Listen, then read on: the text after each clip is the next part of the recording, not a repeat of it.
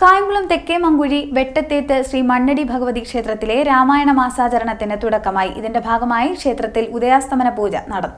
കായംകുളം തെക്കേമങ്കുഴി വെട്ടത്തേത്ത് ശ്രീ മണ്ണടി ഭഗവതി ക്ഷേത്രത്തിൽ രാമായണ മാസാചരണത്തിന് തുടക്കമായി. ഇതിന്റെ ഭാഗമായി ക്ഷേത്രത്തിൽ ഉദയാസ്തമന പൂജ നടത്തി.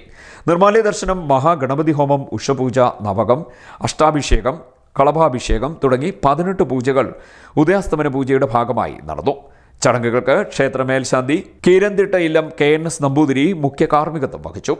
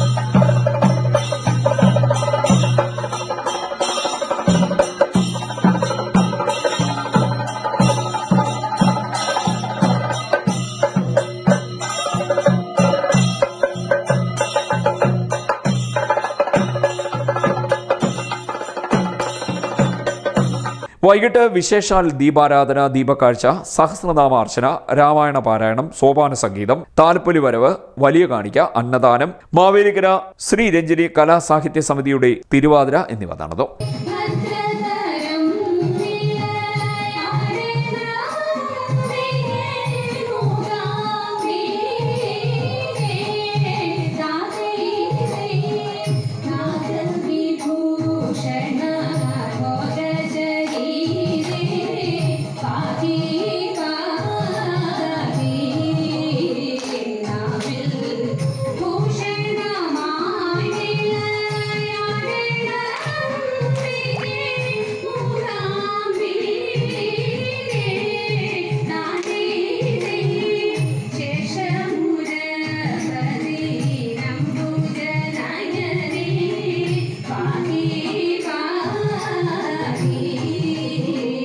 ചടങ്ങുകൾക്ക് ക്ഷേത്ര ഭരണസമിതി നേതൃത്വം നൽകി.